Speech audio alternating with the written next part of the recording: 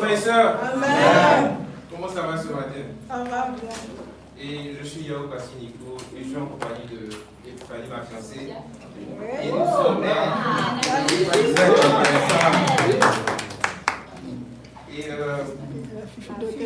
on va aller dans notre Bible, dans le livre de Nombres. Nombres chapitre 11, et je vais lire le verset 4 au verset 6. La Bible dit: le ramassit les gens qui se trouvaient au milieu d'Israël éprouva des désirs. Les Israélites eux-mêmes recommençaient à pleurer et à dire: qui nous donnera de la viande à manger? Nous nous souvenons des poissons que nous mangions en Égypte et qui ne nous coûtaient rien, des concombres, des melons, des poireaux, des oignons et des gousses d'ail. Maintenant, notre gosier est desséché. Plus rien. Nos yeux ne voient que de la manne. Amen. Frères et sœurs, je vais laisser la parole à Epiphanie sous l'oration. Bonjour les sœurs. Amen. Moi je suis là aujourd'hui pour partager sur ce que la foi de Christ représente pour moi. Et ce passage-là, je sais que beaucoup se demandent, mais pourquoi ce passage-là? Parce que ça, c'est pas qu'on voit un peu s'il y a la foi de Christ et tout. Mais ce passage-là, c'est vraiment un passage qui est profond pour moi. Parce qu'en lisant ce passage-là, on voit un peu, on va dire, l'ingratitude du peuple face à tout ce que Dieu a fait pour eux. Et dans ce passage-là, moi, ce passage-là me montre que la vie chrétienne, c'est un voyage. Et on voit qu'ici, il s'agit du peuple d'Israël que Dieu a enlevé de l'esclavage et les a emmenés dans le désert pour les faire passer à la terre promise. Et ce peuple-là, ils avaient tellement de désirs.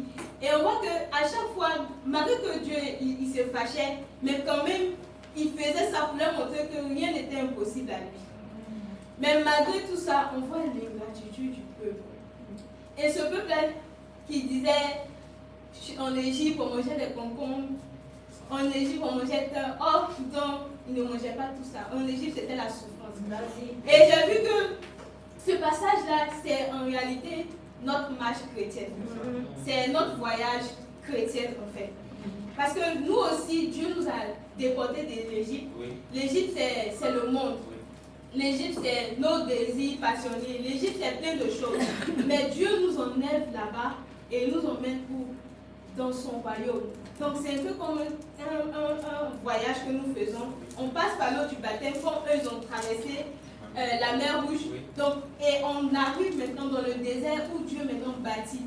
Et ce voyage-là est là, en fait, pour bâtir notre caractère, mais aussi pour révéler notre cœur, comme il a fait pour le peuple d'Égypte et le peuple d'Israël.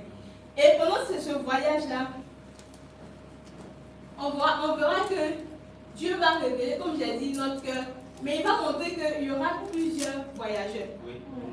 Il y aura des voyageurs, eux, pendant qu'ils montent dans le train, ils regardent encore l'Égypte.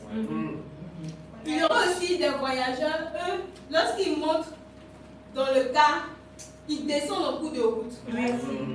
Parce que c'est vrai qu'ils ont quitté l'Égypte, mais leur cœur n'avait pas quitté l'Égypte. C'est ça même. Et j'étais là, je réfléchissais, et j'ai vu que c'était vraiment un passage qui reflétait en fait tout, et qui résumait toute notre vie de disciples. Et j'ai vu que il y avait un moment où, quand moi j'ai commencé je suis devenue disciple pour la première fois et tout, en tout cas j'étais zélée. Si c'est le zèle là, vraiment j'étais zélée. Je lisais ma Bible, je chauffais le coin, à Abidjan et tout. En tout cas, je faisais la communion fraternelle. Amen. Mais il est arrivé un moment dans ma vie de disciple, j'avais commencé à dire, bon, tous les jours méditer, tous les jours prier, tous les jours et tout. Et je regardais en fait, d'origine, bon, eux, ils vont à l'église, mais leur vie est flexible. Pourquoi toujours on doit lire, évangéliser et tout ça en fait. Et ça fait que j'étais là, j'avais baissé en fait. Et jusqu'à ce que je me rappelle une fois au campus, je racontais plus d'excuses. Je disais, je devais m'occuper de ma grand-mère, je devais faire ceci. Pourtant, elle-même. Elle allait bien. Vous voyez, elle allait bien en fait.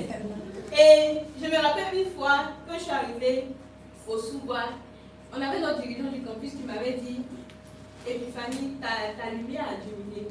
En fait, quand il a dit ça, moi je pensais qu'il voulait dire monter. Je lui ai dit, ah Siri, peut-être que 2 jours, je me pourrais pas bien. C'est le truc. En réalité, il ne voulait pas parler du physique, mais il voulait parler de ma vie spirituelle. En réalité, lorsque Dieu nous fait sortir d'Égypte, il nous lave, il nous purifie, il nous justifie et on brille. Mais lorsqu'on décide de regarder en Égypte, cette lumière-là commence à diminuer. Et c'est de ça qu'il parlait. Et je me rappelle, au bout de 8 semaines, il m'a dit, viens, tu as médité aujourd'hui. Je lui ai dit non. Il dit, ok. Le dimanche passé, tu n'es pas venu. Il a dit oui. Il dit, ok. Tu vas écrire Hébreux 10, verset 25. 100 fois. Là, tu vas te rappeler que... tu vas te rappeler que le royaume de Dieu, c'est précieux.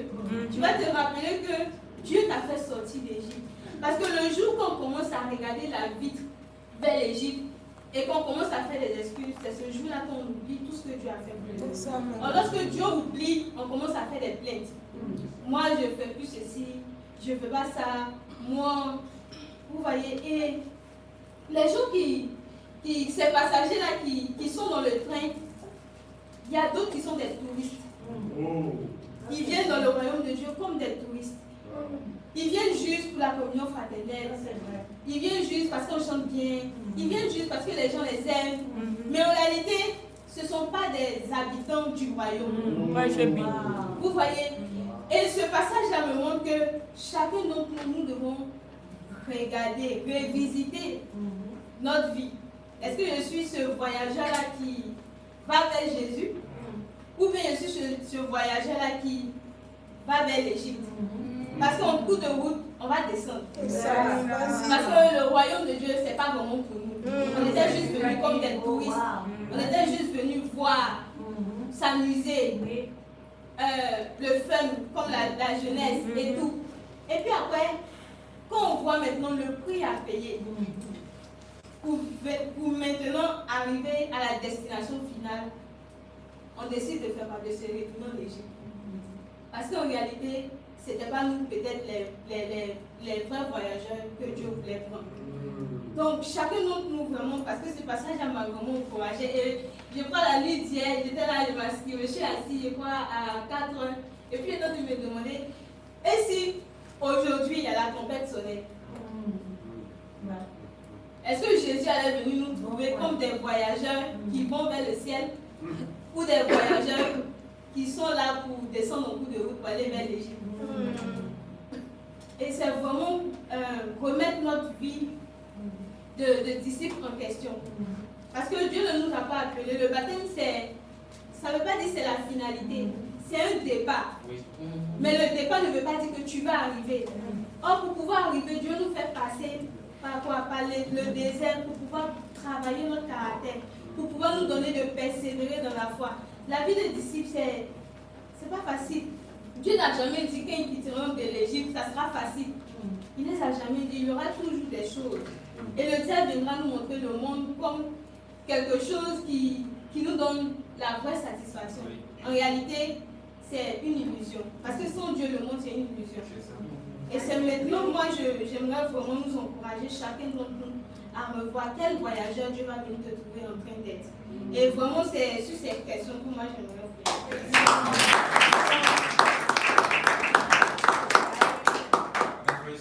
Amen. Et je pense que ce voyage-là nous rappelle absolument la croix des Christ, parce que c'est le prix qui a été donné pour que nous puissions tous prendre notre départ. Et donc, ce matin, prenons le pain et le vin. Souviens-toi de comment tu te retrouves dans le désert. Quel état de cœur est-ce que tu as encore? Est-ce que tu as les yeux tournés vers l'Égypte ou tu as les yeux tournés vers Christ?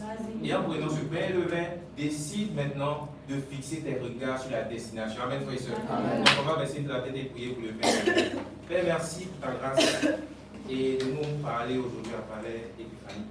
S'il te plaît, éternel Dieu, donne-nous de prendre ce pain de façon digne. Papa éternel Dieu, en ayant nos cœurs fixés, Seigneur, avec gloire sur le chemin, parce que nous voulons arriver à destination, Seigneur. Nous ne voulons pas nous retourner, nous ne voulons plus, Seigneur, penser à l'Égypte, Seigneur, parce que notre cœur t'appartient. Donne-nous, Seigneur, avec gloire de nous dédier complètement à toi, afin que l'honneur et la gloire te soient rendus. Au nom puissant de Jésus que j'ai prié. Amen. Amen.